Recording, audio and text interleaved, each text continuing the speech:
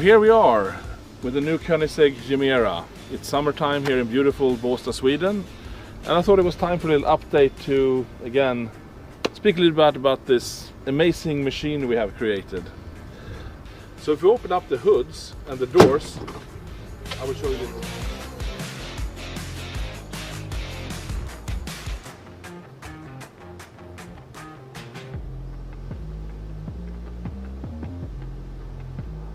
So we can start with showing the front luggage, which is not so big, but it fits, let's say, the driver's carry-on bag.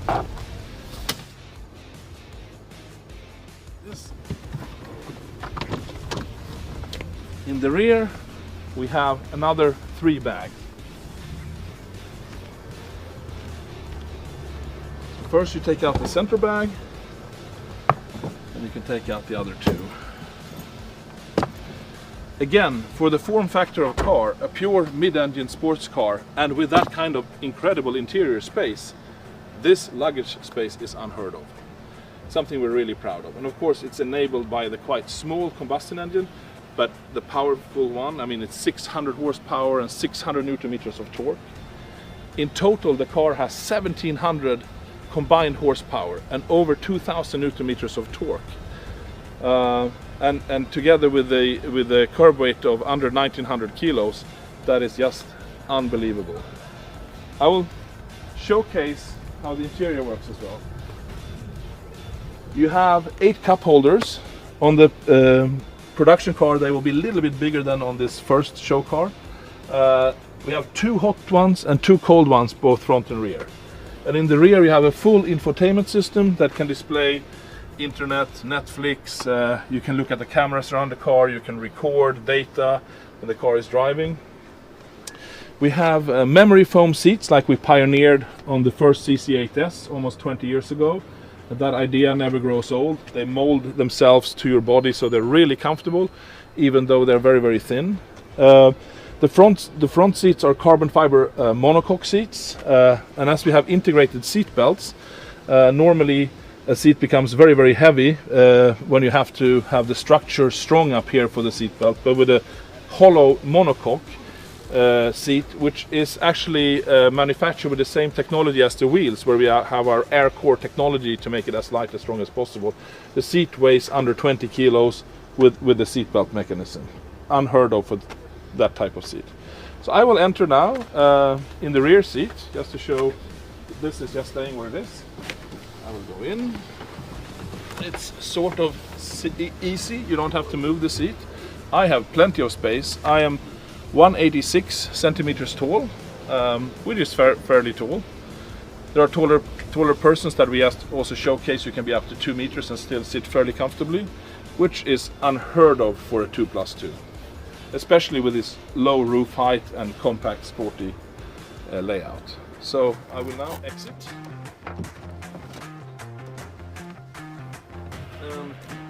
Without moving the seat, I will enter.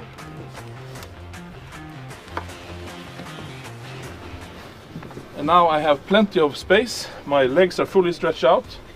Sit super comfortably, and it's an open, airy feel.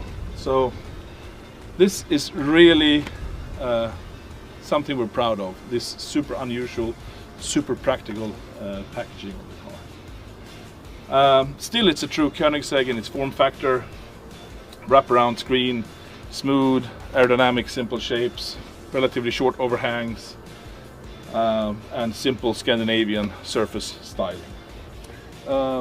We have 4-wheel drive torque vectoring. On the rear it's pure electric. On the front it is the combustion engine with an electrical motor driving through a carbon fiber tube prop shaft to the front axle. And there we have developed a torque vectoring differential. So rear wheel torque vectoring, front wheel torque vectoring, and front wheel steering and rear wheel steering, plus adaptable shock absorbers and ride height on the chassis. So it has the most dynamic chassis of any car known to me until this date, which means you can set it up to be Autobahn locomotive, just straight as an arrow, super safe, relaxed at high speed, or it can be super agile around a racetrack. So it is really the idea to kind of eat the cake and keep the cake at the same time, avoiding compromise. This was really a dream of mine, I guess since my childhood in a way.